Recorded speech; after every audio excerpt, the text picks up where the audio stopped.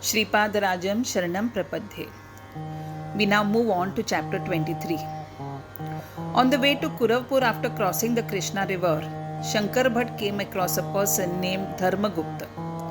He was a merchant by profession and a close relative of Shreshti. He was also on the way to Kuravpur to meet Lord Shripad, whose miracles and significant events were occurring every year. But they were events which were not correlated. Every miraculous event was unique and unheard of. Shankar Bhatt so far knew only these miracles of Lord Shripad, which had occurred up to 10 years of his life. He was eager to know the miracles Lord Shripad did when he was 11 years old. Dharmagupta then said, "I am a worshipper of Lord Shiva. When Lord Shripad was 11 years of age, a very learned Shiva Yogi had visited his house. He would accept only kartal bhiksha, which is accepting a palmful quantity of prepared food by way of boiling or roasting on fire. This man looked like a madman. Looking at his attire and strange ways of talking, the priest at the Kukuteshwar temple denied him entry. He was totally oblivious of himself and would only chant Om Namah Shivaya continuously. Once Dharmagupta and his brother-in-law visited the Kukuteshwar temple while on their way home. As Dharmagupta was a chief of the trader community, a grand puja was performed in his honor. One of them said to Dharmagupta, "Righteous disciples or followers like you are required to preserve the sanctity of the Sanatan Dharma, that is religion of righteousness." Just then, the Shiva Yogi entered the temple along with two huge serpents. The priests present there got terrified, but the Shiva Yogi said, "Do not be afraid.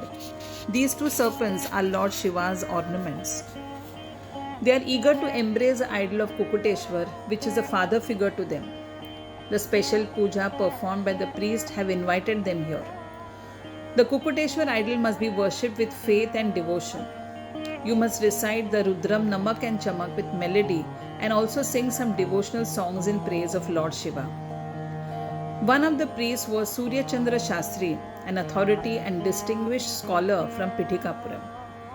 Most importantly, he was a devotee of Lord Shripad. He started the recitation of Rudram and songs in praise of Lord Shiva. Even the serpents swayed with melody. Surya Chandra Shastri then took the Shiva Yogi to Bapanacharya's house. Lord Shripad appeared to the Shiva Yogi as Lord Shiva himself. He went into a meditative state for 3 days. The Lord then fed him with his divine hands and said, "Follow the principles of Sanatan Dharma in your life. The Puranas always state the truth. Only one's perspective is different. For a common man, the Puranas may be interpreted differently than the depth it actually indicates. One who yearns to have the true knowledge will be benefited by it. On this earth, every living being has life and death. Below the earth, that is in the Patal Lok, due to the sun's illumination, the radiant people are called Vrushna. The place occupied by the mind is called Sapta Patal. Its energy is supplied by fire, and so these 8 gods are called Ashtavasu. The gods thus radiant by the sun's energy are called Vasu. Shiva is a 11th form of Rudra. Actually, one worships only Shivalinga shaped like an oval, not Shiva's idol. Shiva is always in a blissful state and so grants his devotees moksha or liberation. Chitta means mind and Ambar means sky. Therefore, that form seen as sky is called Chidambar. The 5 sense organs, 5 elements and the mind together form 11 Rudras. This is called Ekadasha Rudra. Shiva's form, Uma Maheshwar, is always pleasant.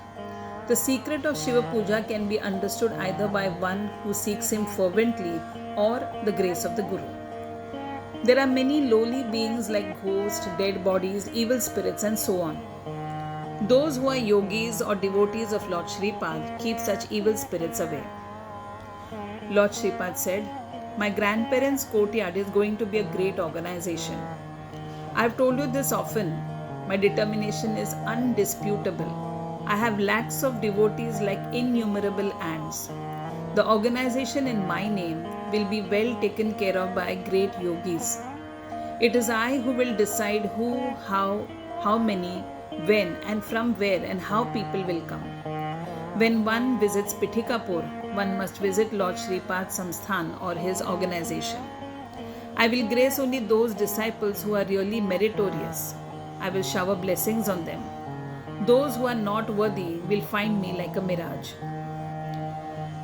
The chapter 23 ends here, benefiting the listener and the reader by the grace of the blessings and prosperity that will reign in his house due to Lord Shripad.